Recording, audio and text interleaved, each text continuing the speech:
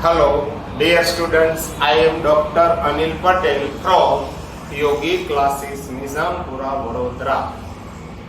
Last lecture में हमने start किया था सेकंड ईयर बीकॉम में semester third taxation unit number था फर्स्ट चैप्टर नंबर 3 हमने स्टार्ट किया था scope of total income under section 5 of income tax act 1961। आज का लेक्चर है लेक्चर नंबर 2। लास्ट लेक्चर में हम सब थियरी कंप्लीट कर चुके थे, एग्जाम्पल नंबर 1 भी हम कर चुके थे। आज हम देखने के लिए जा रहे हैं एग्जाम्पल नंबर 2।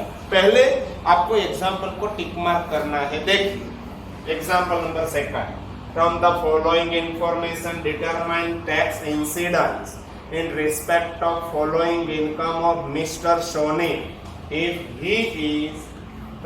मिस्टर सोनी के लिए आपको करना है he is resident and ordinary resident that is ROR, resident but not ordinarily resident that is NOR, and non resident in India that is NR। सबसे पहले आपको टिक मार्क करना है बाजू में।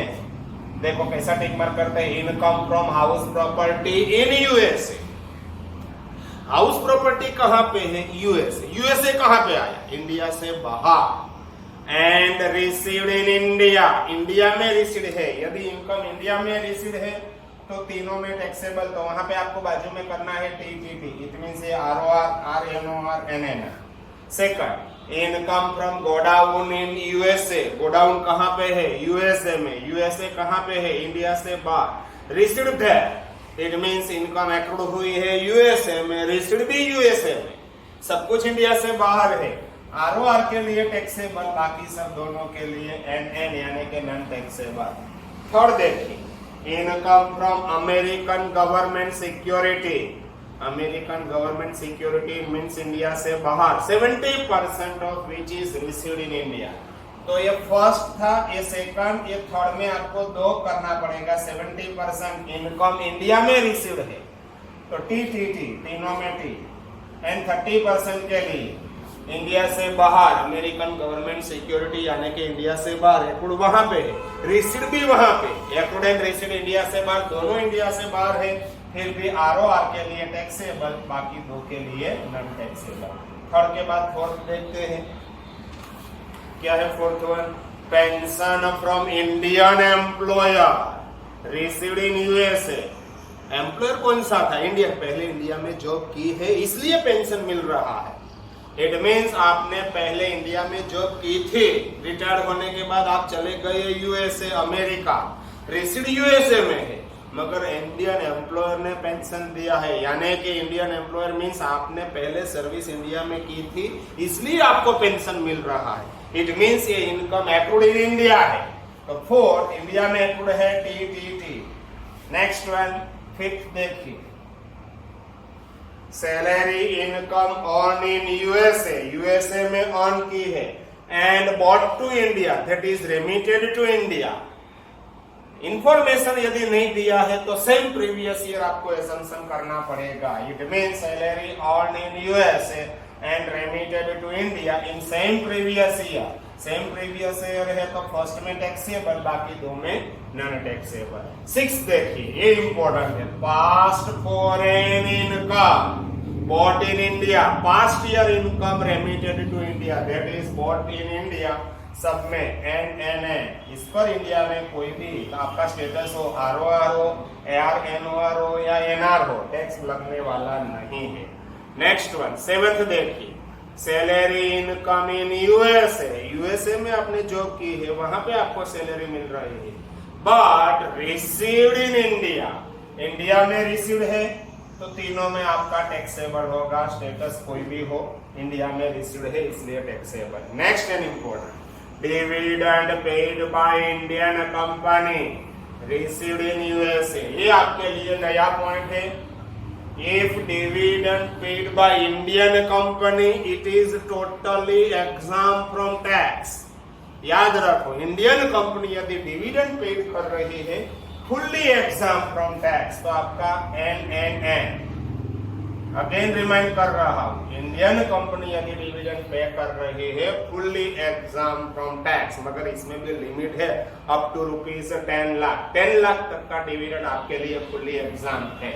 नेक्स्ट वन, 9th देखिए क्या है 9th, share of profit from business in USA. Business कहां पे है? यूएसए में, यानी कि इंडिया से बाहर, but control from India, India में से कंट्रोल हुआ है, याद रखो तो 2 में टैक्सेबल होगा, मगर ब्रैकेट में लिखा है 30% विच इज रिसीव्ड इन इंडिया, तो 30% के लिए इनकम रिसीव्ड इन इंडिया है टीटीटी, एंड 70% के लिए ऐसा बिजनेस है इंडिया से बाहर है, एक्रूड इंडिया से बाहर, रिसीव्ड भी इंडिया से बाहर, but business is control from India, India से कंट्रोल है, तो क्या होगा? 2 में टैक्सेबल होगा, लास्ट में नॉन टैक्सेबल होगा। ये हो गया आपका एग्जाम्पल। अब मैं यहां पे लिखता हूं नंबर 1। सबसे पहले जो भी सेंटेंस है आपको पूरा सेंटेंस लिखना पड़ेगा। Income from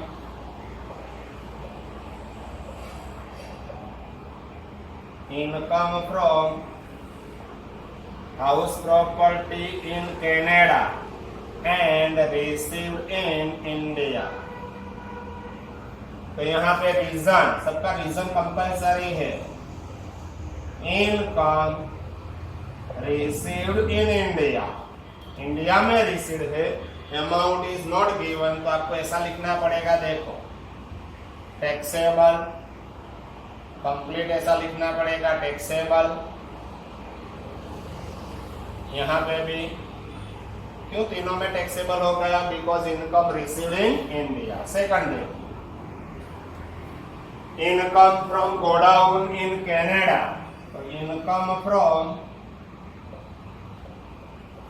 godown in Canada and received that,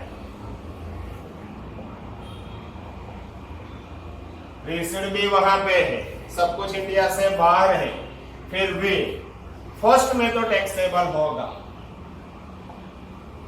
यहां पे लिखेंगे नॉन टैक्सेबल,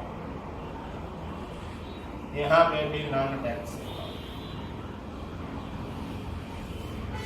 सेकंड के बाद थर्ड क्या है, यहां पे लिखना पड़ेगा ना, reason income accrued and received outside India, accrued भी इंडिया से बाहर, रिसीव्ड भी इंडिया से बाहर, तो फर्स्ट में टैक्सेबल होगा, रिमेनिंग 2 में नॉन टैक्सेबल। थर्ड देखिए, थर्ड कौन सा है? सॉरी, एग्जाम्पल नंबर हम सेकंड कर रहे हैं, मैंने फोर्थ एक्सप्लेन कर दिया, एक्सप्लेन तो yes. First one again, first था income from house property in USA, house property in godown and received there, बस ओके हो गया। थर्ड देखिए, income from American government security, income from American government security 70% of which is received in India. तो यहां पे देखिए 2 आपको piece करना पड़ेगा। सबसे पहले 70% के लिए लिख रहा, income received in India, received in India, यदि इंडिया में रिसीव्ड है तो आपका स्टेटस कोई भी हो, तीनों में होगा टैक्सेबल, यहां पे भी टैक्सेबल एंड यहां पे भी टैक्सेबल।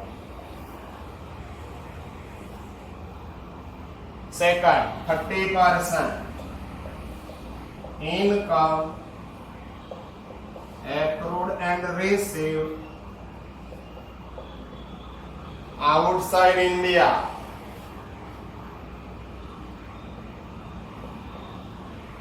accrued भी इंडिया से बाहर है, रिसीव्ड भी इंडिया से बाहर है, कोई भी सोर्सेज में से इनकम होगी। ये देखिए income accrued and received outside India दिखाई दिया, तो फर्स्ट में होगा टैक्सेबल, यहाँ पे होगा non taxable,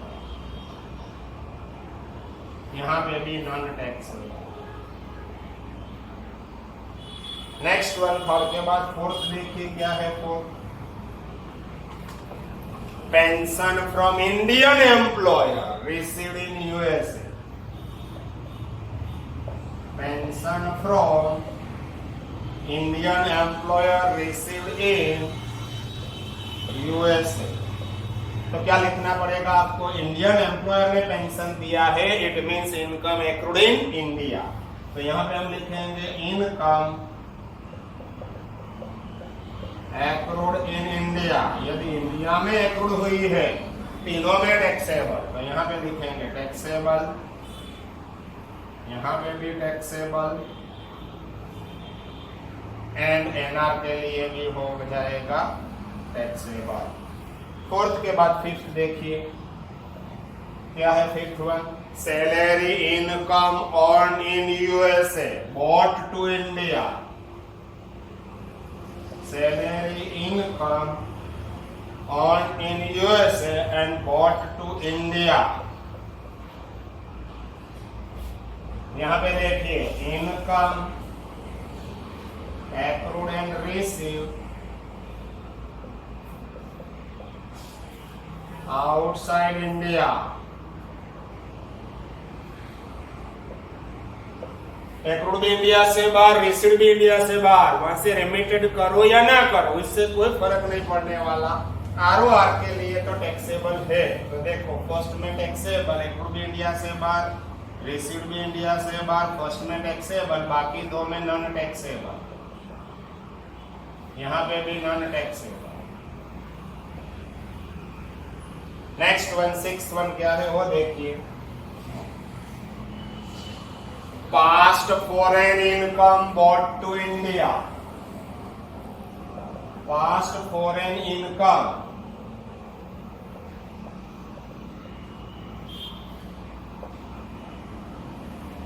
bot to India.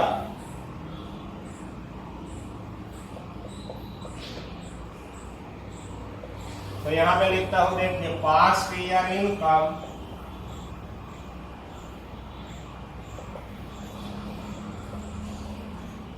Remitted to India. Past year income यदि इंडिया लेके आ रहे हैं या तो इंडिया ट्रांसफर कर रहे हैं तो सब में नॉन टैक्सेबल, यहां पे भी नॉन टैक्सेबल, एंड एनआर में भी होगा नॉन टैक्सेबल। याद रखो पास्ट ईयर इनकम यदि इंडिया ट्रांसफर कर रहे हैं, आपका स्टेटस कोई भी हो उस पर इंडिया में टैक्स लगने वाला नहीं है। सेवंथ देखिए, salary income in USA but received in India, salary income in USA but received in India. तो यहां पे देखिए इनकम कौन सा बेस पे हम टैक्सेबल कर रहे हैं, इनकम रिसीव्ड इन इंडिया। यदि इंडिया में मिल रही है आपको इनकम, तीनों में टैक्सेबल, यहां पे भी टैक्सेबल, यहां पे भी टैक्सेबल, एंड एनआर में भी टैक्सेबल। एट्थ देखिए, एट्थ क्या है वो देखना है आप। Dividend paid by Indian company received in USA, dividend एक पूरा सेंटेंस आपको लिखना है, paid by Indian company received in USA. तो यहां पे आपको रीजन लिखना पड़ेगा, dividend paid by Indian company is exempted under section 10, exempted under section 10। Income tax में सेक्शन है 10 एग्जम्प्टेड इनकम का। ये dividend income is exempt from tax, therefore यहां पे होगा नॉन टैक्सेबल, यहां पे भी नॉन टैक्सेबल, एंड यहां पे भी नॉन टैक्सेबल। आगे 9th नंबर, यहां पे जगह कम है फिर भी मेरे को लिखना पड़ेगा, share of profit from business in USA but control from India. याद रखो इंडिया से कंट्रोल हो रहा है, तो यहां पे लिखेंगे share of profit from business in USA but control from India. इसमें लिखा है दो पार्ट है, 30% of which is received in India. तो सबसे पहले यहाँ पे देखें 30% इनकम रिसीव्ड इन इंडिया। तो 30% के लिए टैक्सेबल, यहां पे भी टैक्सेबल एंड एनआर में भी टैक्सेबल। अब 70% के लिए देखिए income accrued and received outside India. Income accrued and received, A and R का मीनिंग हो रहा है accrued and received outside India. From, कहां से इनकम मिली है आपको? From business which is control from India.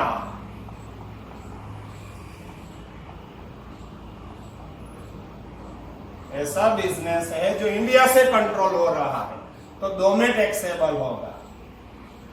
Taxable यहां पे भी होगा टैक्सेबल एंड लास्ट में होगा नॉन टैक्सेबल। बस ये हो गया आपका एग्जाम्पल नंबर फर्स्ट। यहाँ पे फर्स्ट क्या सेकंड यहाँ पे कंप्लीट। टोटल नहीं हो सकता, इसलिए आपको ऐसा करना पड़ेगा। It is called as gross total income, that is GTR, gross total income. ये हो गया आपका एग्जाम्पल नंबर सेकंड यहाँ पे कंप्लीट।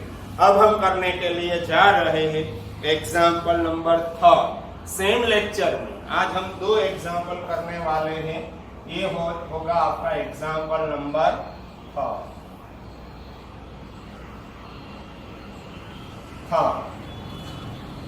देखते हैं एग्जाम्पल नंबर थर्ड में। सबसे पहले मैं ये यहाँ पे आपको टिक मार्क करना सिखाता हूँ, वो देखिए। 3 लेक्चर के बाद 4th लेक्चर में ये चैप्टर हो जाएगा कंप्लीट। 4th लेक्चर में हम सबका टिक मार्क ऐसा करवा देंगे। एग्जाम्पल नंबर थर्ड देखिए। सबसे पहले सेल mister Kumar had following income during the previous year 1920। Last देखिए, you are required to compute his total income if he is resident means resident and ordinary resident but not ordinary resident and non-resident। सबसे पहले salary received in India, India में received है, तो तीनों में क्या होगा? टैक्सेबल। एक क्वेश्चन नंबर है थर्ड, उसका है फर्स्ट वन। सेकंड क्या है? Second income from house property in USA. House property USA में है, इट मींस इनकम एक्रूड हुई है यूएसए में। रिसीव्ड इन इंडिया, इंडिया में रिसीव्ड है, तो क्या होगा? टी, तीनों में टैक्सेबल। नेक्स्ट वन थर्ड देखिए, interest on saving bank deposit in state bank of India, SBI में आपने डिपॉजिट रखी है, मगर स्टेट बैंक ऑफ इंडिया की ब्रांच कहाँ पे है? Absence of any information, it is assumed that SBI की ब्रांच इंडिया में है, तो क्या होगा? Accrued in India. एफडी आपने एसबीआई में की है इंडिया में, इट मींस ये एक्रूड इंडिया में है, तो तीनों में होगा टैक्सेबल। फोर्थ देखिए, an amount bought into India out of past untaxed profit on in Japan। Japan में आपको प्रॉफिट मिला था, पास्ट है, वहां पे टैक्स दिया है या नहीं दिया है? It is in material. Past year income bought to India that is remitted to India एन तीनों में नॉन टैक्सेबल है। फिफ्थ वन देखिए, income from agriculture in USA being invested there. USA में आपने एग्रीकल्चर एक्टिविटी की है, याद रखो, इंपोर्टेंट पॉइंट जो बोल रहा है वो आपको सुनना है। Agricultural income is exempt from tax, but agricultural land must be situated in India। यदि इंडिया में आपने एग्रीकल्चरल एक्टिविटी की है तो एग्रीकल्चरल इनकम एग्जम्प्टेड है। आपकी एग्रीकल्चरल लैंड कहाँ पे है? यूएसए में है, इंडिया से बाहर है। It means income accrued USA, received भी यूएसए, वहां पे आपने इन्वेस्ट कर दिया, फिर भी यदि आपका आरओआर स्टेटस होगा तो टैक्सेबल, बाकी दो में non. Income from any sources, कोई भी सोर्सेस में से इनकम हो सकती है, एक्रूड एंड रिसीव्ड इंडिया से बाहर है, आरओआर के लिए आपको टैक्स पेड करना पड़ेगा, याद रखो। नेक्स्ट वन, फिफ्थ के सॉरी था फिफ्थ। अब बाद में सिक्स देखिए, income from business in Pakistan being control from India. Pakistan कहां पे है? इंडिया से बाहर, मगर ये कंट्रोल इंडिया में से हो रहा है, याद रखो। कोई भी बिजनेस इंडिया से बाहर हो which is control from India, यदि इंडिया से कंट्रोल हुआ है तो दो में टैक्सेबल, थर्ड में होगा non taxable. Next one, dividend received outside India out of which 5000 were remitted to India. यदि इंडियन कंपनी डिविडेंड पेड कर रही है तो एग्जाम फ्रॉम टैक्स, मगर ये कौन सी कंपनी है? डिविडेंड रिसीव्ड आउटसाइड इंडिया, कौन सी कंपनी? कोई इंफॉर्मेशन नहीं दिया है, इट मींस ये नॉन इंडियन कंपनी है। तो यहाँ पे देखिए सेवंथ में, डिविडेंड रिसीव्ड इंडिया से बाहर, एक्रूड इंडिया से बाहर, रिसीव्ड भी इंडिया से बाहर। इंडिया रेमिट करो या ना करो, इससे कोई फर्क नहीं पड़ने वाला, याद रखो। रेमिटेड टू इंडिया हो या ना हो, कोई फर्क नहीं पड़ने वाला। आरओआर के लिए टैक्सेबल, बाकी दो के लिए नॉन टैक्सेबल है। अब हम स्टार्ट करते हैं ये पूरा क्वेश्चन, यहाँ पे देखिए, चलो करते हैं स्टार्ट।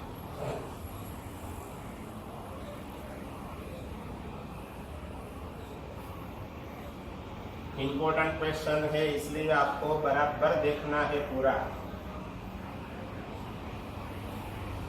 देखो कितने पॉइंट है, 7 पॉइंट है तो 7 मार्क्स का एग्जाम्पल होगा, 8 पॉइंट है तो 8 मार्क्स का एग्जाम्पल होगा, यदि 5 पॉइंट है अंदर तो 5 मार्क्स का एग्जाम्पल होगा, 10 पॉइंट है तो 10 मार्क्स का एग्जाम्पल होगा। वैसे तो 5 to 10 के बीच में एग्जाम्पल रहता है।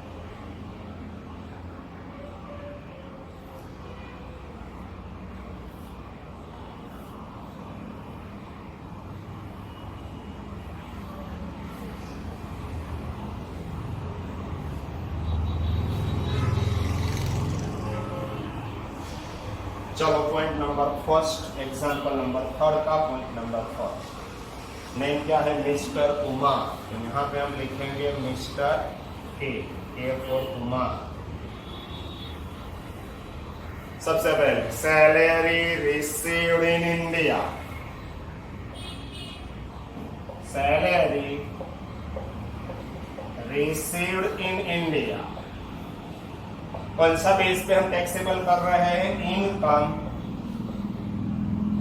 Received in India. यदि इंडिया में रिसीव्ड है तो आपका स्टेटस कोई भी हो, कितनी अमाउंट सैलरी रिसीव्ड इंडिया में है? 40,000, यहाँ पे भी 40,000, यहाँ पे भी 40,000। बस ये हो गया आपका फर्स्ट वन। सेकंड देखिए, सेकंड क्या है वो देखना है। Income from house property in USA, income from house property in USA received in India, received in India.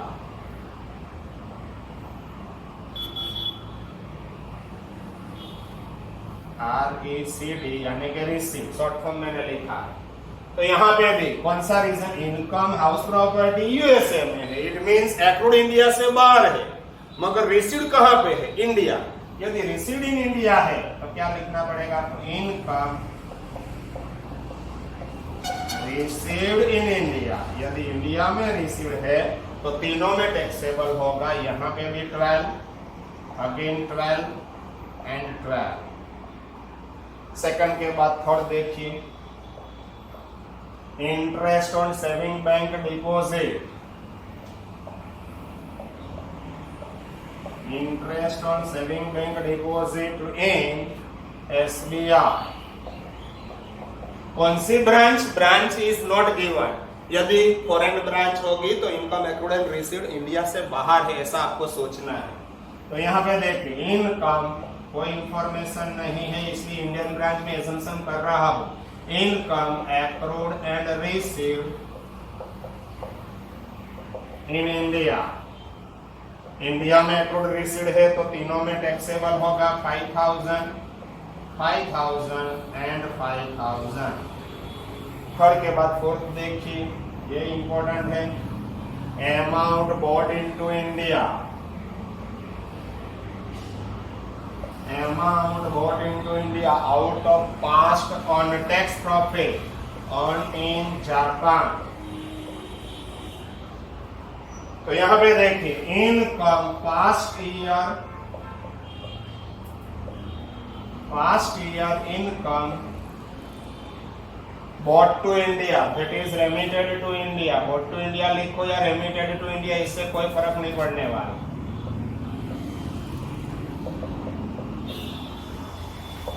उस पर वहां पे टैक्स लिया है या नहीं लिया है, it is immaterial. Past year income यदि इंडिया आ रही है तो तीनों में dash dash dash, it means यहाँ पे अमाउंट नहीं लिखने का है, नॉन टैक्सेबल है इसलिए। फोर्थ के बाद फिफ्थ देखिए, income from agricultural in USA received being invested there. Income from कोई भी हो agricultural in USA being invested there, तो कौन सा रीजन होगा? इनकम